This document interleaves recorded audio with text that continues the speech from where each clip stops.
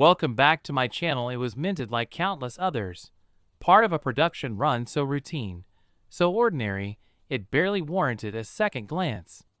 Struck in 2015 at the Philadelphia Mint, the one-dime coin rolled off the presses in millions, a continuation of the long-standing Roosevelt design that had graced the 10-cent piece since 1946.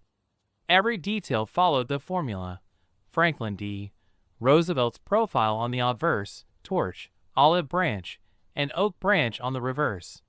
A symbol of American stability in miniature form, produced with mechanical precision under the supervision of modern minting technology.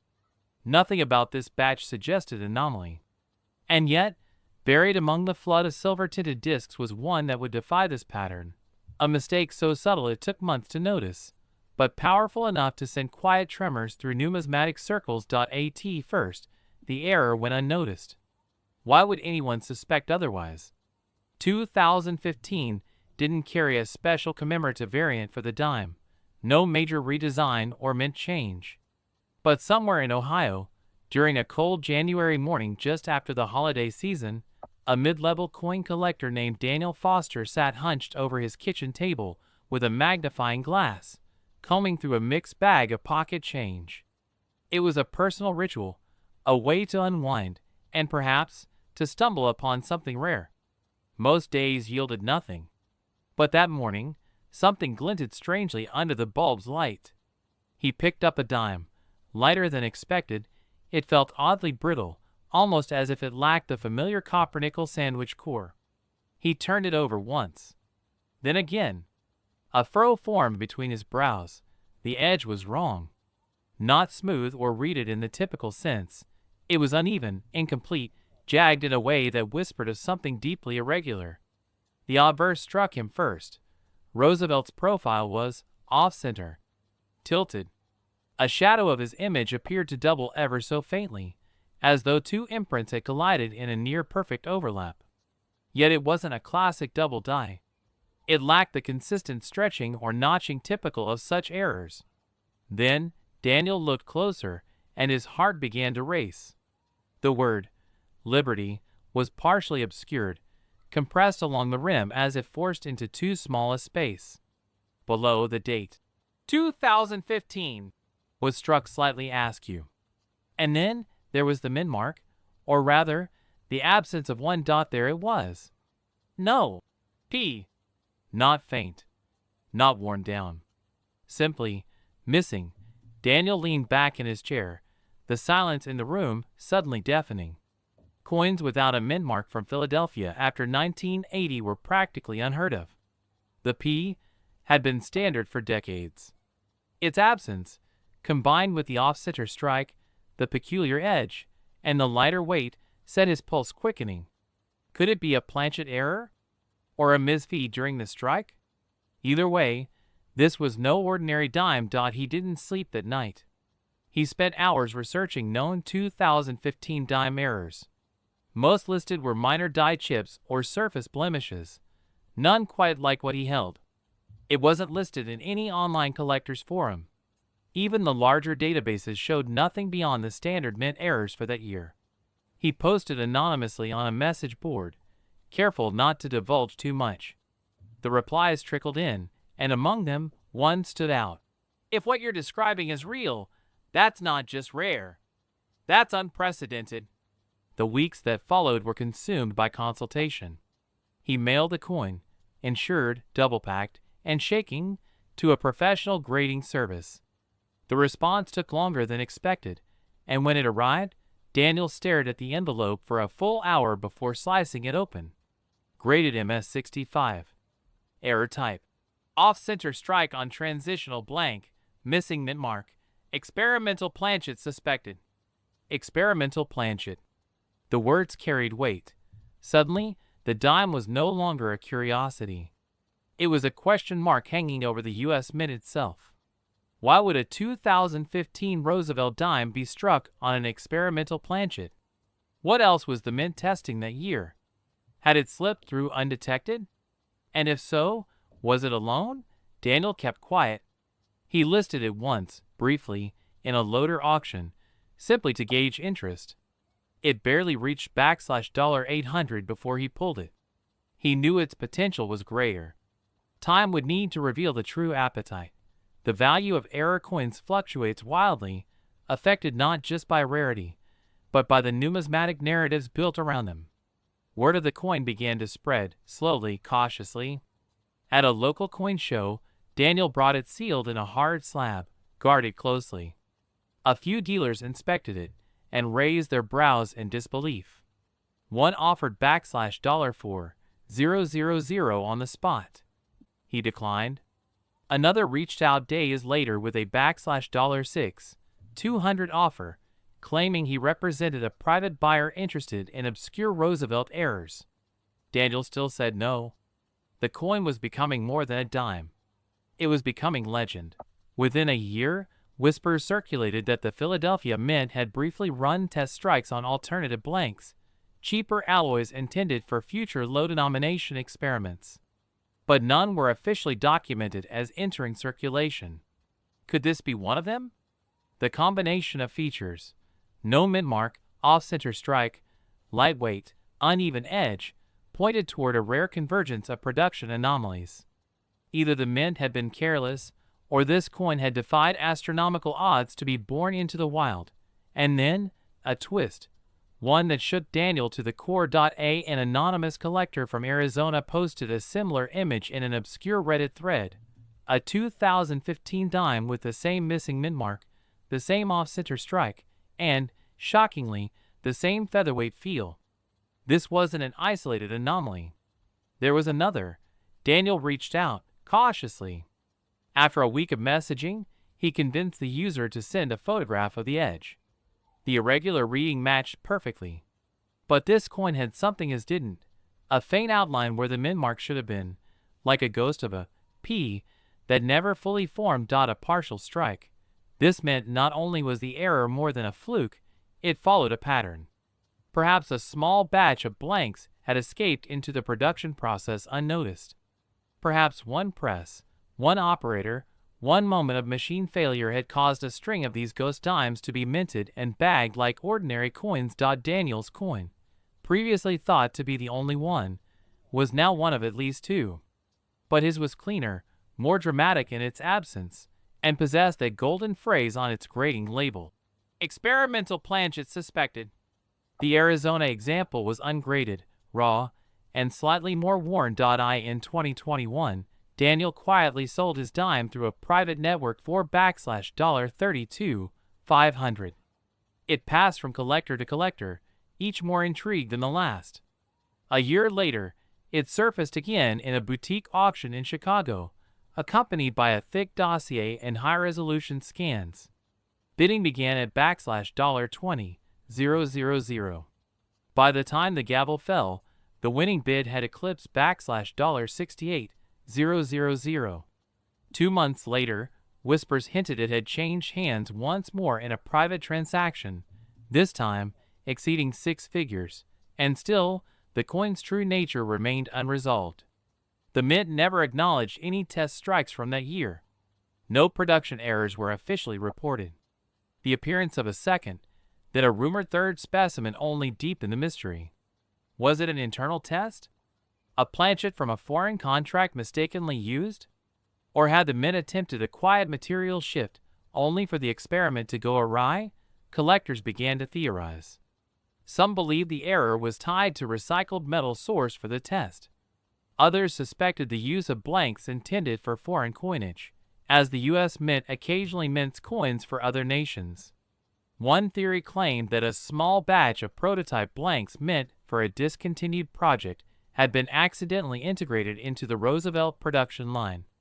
But no theory ever satisfied every detail. As of 2025, fewer than 5 verified examples have ever surfaced. Each bears the same eerie traits: missing or ghosted mint mark, slight off-center strike, underweight mass, and that strange, ill-defined edge.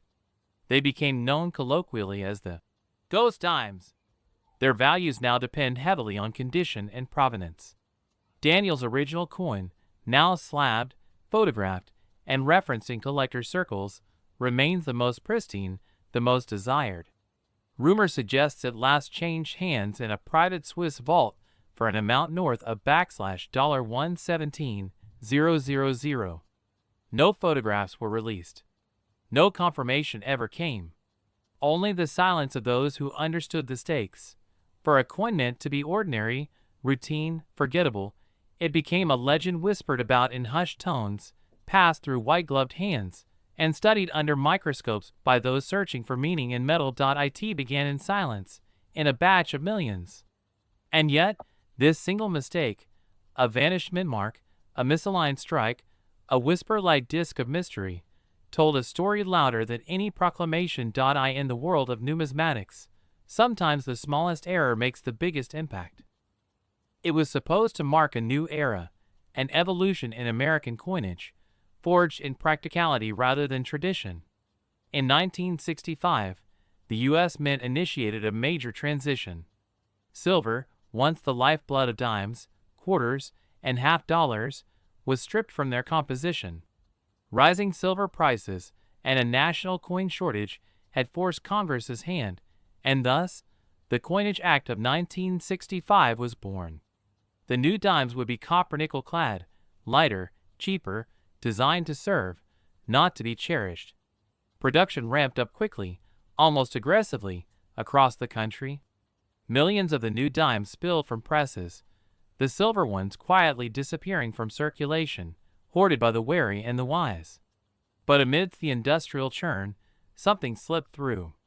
Something no one expected. For most, the change was seamless. The average pocket carried the new clad dimes by late 1966, and silver dimes began to feel like relics of a past decade. But not every 1965 dime was what it appeared to be. In a sleepy town near Portland, Oregon, a collector named Eli Matthews sat in his basement, flipping through a spread of Roosevelt dimes sorted by year. He wasn't a professional, just a weekend hobbyist with a meticulous eye. On that day in early spring, he was searching for transitional anomalies, inspired by a local newspaper clipping he'd found about the recent metal changes. What he didn't expect, what he couldn't have predicted, was that one of the dimes he'd held dozens of times before would suddenly feel heavier. The coin's edge caught his attention first. Not the dull gray sandwich stripe of clad metal, but a sheen, a whisper of something purer. He held it up to the light, rolling it gently between thumb and forefinger. The surface reflected more warmly than the others. The sound it made when dropped on glass, higher, brighter, clearer. A ring, not a clunk. Silver. Eli's hands began to tremble. He knew the dates. Dimes dated 1964 and earlier were 90% silver. 1965 and beyond? Clad. No exceptions, at least, none that were supposed to exist. But this one read 1965, plain as day. The Roosevelt portrait, the date, even the mint mark absence, all consistent. And yet, the weight, the ring, the edge, all whispered of silver. He scrambled to his desk, retrieving a tiny scale and a magnet. The dime weighed in at 2.50 grams, just a hair below the standard 2.5 grams for silver dimes. The magnet did nothing. It slid over like glass. Eli's heart raced. He wasn't just imagining things. This dime had somehow been struck on a silver planchet after silver had been officially phased out. For days, he said nothing, afraid to disturb the possibility. He contacted a local coin dealer he trusted, who examined the coin skeptically, until he weighed it himself. Then came the acid test. They hesitated. Eli agreed reluctantly. Just a scratch, they said. Barely visible. But enough to tell the truth. And the truth shone back with unmistakable clarity. Silver. This wasn't just a transitional error. It was a ghost from the mint's past. A leftover silver blank had slipped into the new copper-nickel era, unnoticed. Somehow, among the early 1965 production, a handful of silver planchets had escaped segregation. And Eli had one in his hand. Word traveled fast. Not through social media, it was the 1980s then, but through phone calls, letters, numismatic newsletters. By 1986, The coin had been authenticated and graded -58 Australian dollars with a notation. Struck on 90% silver planchet, transitional error. Eli refused the first offers. He was offered $1,500 at a regional show, then $3,000 by a prominent East Coast collector. He declined again. But he wasn't alone for long. Over the next decade, more surfaced. First, just a couple, then a handful. By the early 2000s, perhaps a dozen known examples had been confirmed. Each struck in 1965, each bearing the same mistake. No mint mark, as was standard for Philadelphia coins that year. But each struck on silver, not clad. The common link? Most appeared in the earliest part of the year, suggesting the planchets had remained in feed hoppers from 1964. Yet none were as clean as Eli's. His coin, the first to emerge, carried a provenance others lacked. A public trail of verification, articles, auction listings, and collector testimony. Over time, it became the face of the 1965 silver dime mystery. The value didn't rise overnight. It crept. $5,000 in the mid-90s. $8,000 in 2001.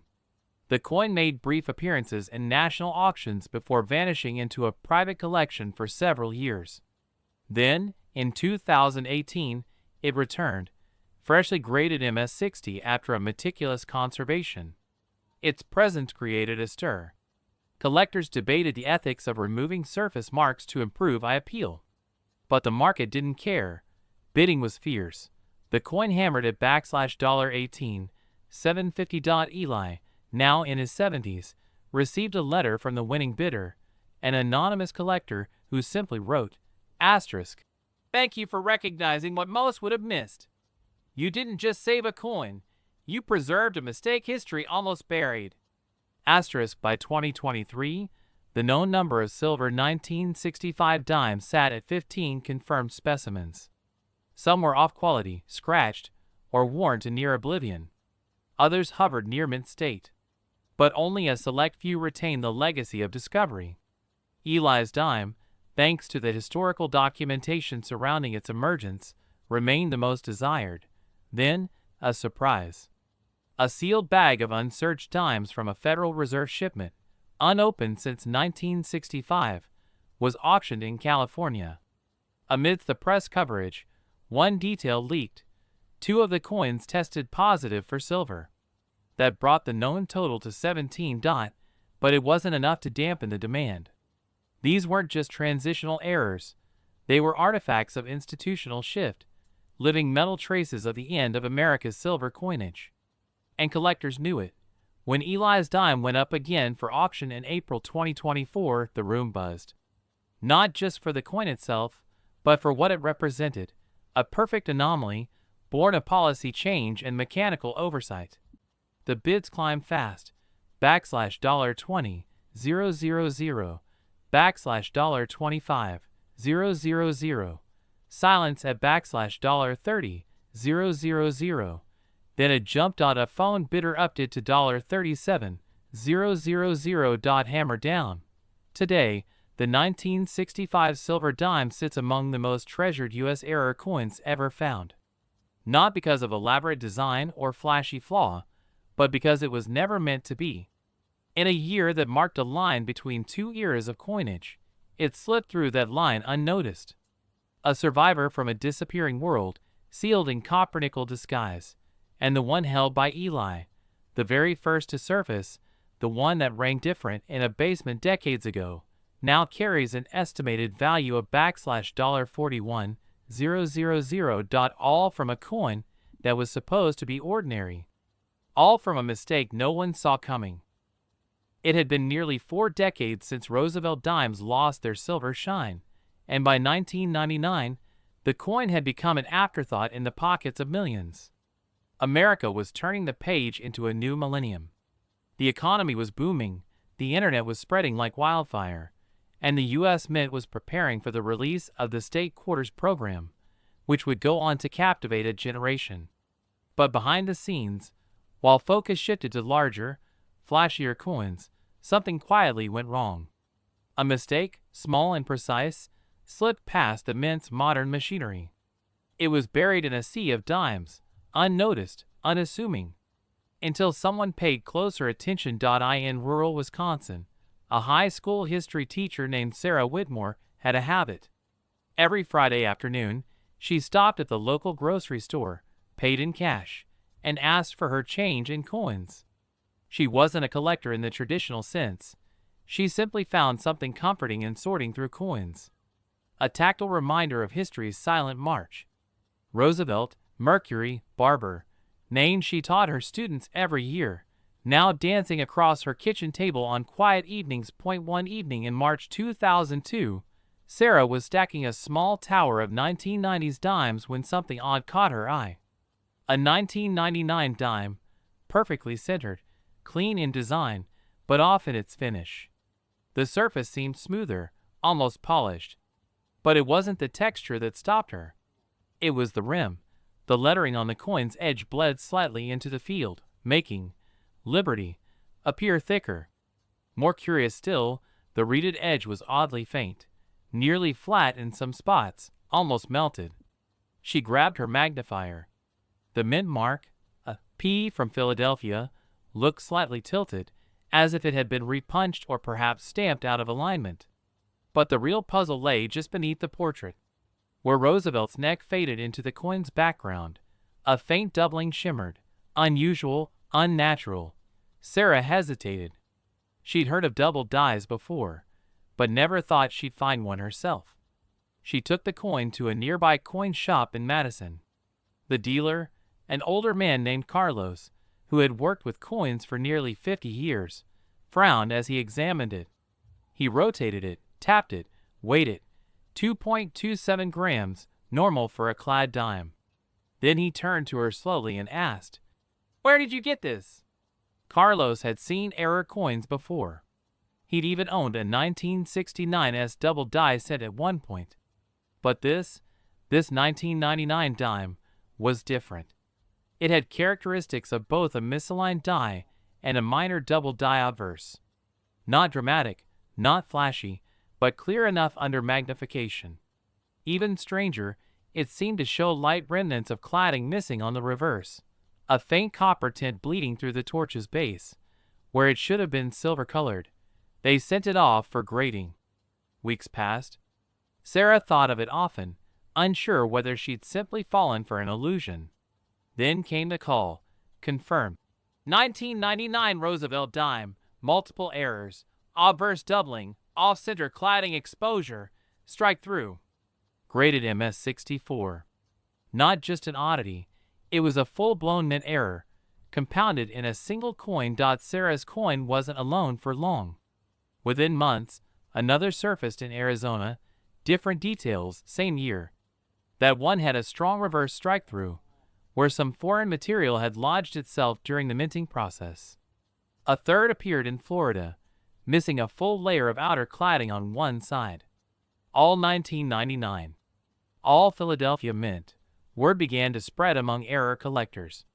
The theory formed quickly, late in the year, as the mint was shifting equipment in preparation for the upcoming state quarters program. Some of the dies and planchets used for Roosevelt dimes slipped calibration. In the rush, a handful of errors made it through. Most went unnoticed, mixed in with billions of others. But a small few, very small, held their secrets. Auction houses started tracking them. In 2009, a similar 1999 dime with clear strike-through and cladding delamination sold for $3,200. By 2014, one with a dramatic off-center reverse went for $4,100. These weren't mass-produced novelty errors. They were mint mistakes born of transition and haste, minted at the edge of two eras. Sarah's coin went up for auction in 2016. The bidding started modestly. Most attendees hadn't heard the full backstory. But as details emerged, the doubling, the strike-through, the partial cladding flaw, the room grew more animated. A bidder from Denver raised the stakes. then another from New York. It finally sold for $6,500, far above early appraisals. But Sarah didn't part with the coin. Not then. She withdrew the listing at the last moment, moved by the realization that she was part of the coin story. Years later, she agreed to display it at a museum exhibit on minting errors and U.S. currency evolution. It sat under glass, labeled modestly, 1999 Roosevelt dime, multi-error specimen. Visitors passed it by, often unaware they were looking at one of the rarest dimes of the late 20th century. Then, an unexpected twist. In 2022, a fourth specimen was found in Utah. This one bore an entirely different flaw, a rotated die strike, where the reverse was turned nearly 90 degrees off alignment. Experts were stunned. That confirmed it.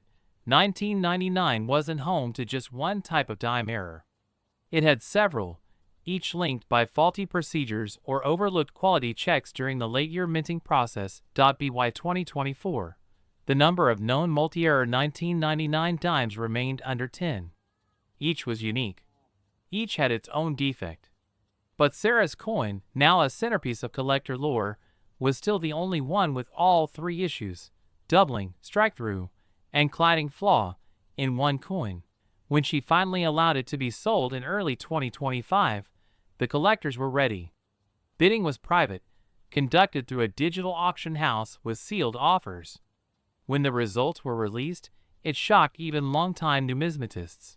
The final sale price $29,000 a dime. Dated 1999. Worth just 10 cents to nearly everyone who ever held it, until one woman looked a little closer. One coin that shouldn't exist in its current form. One mistake now immortal,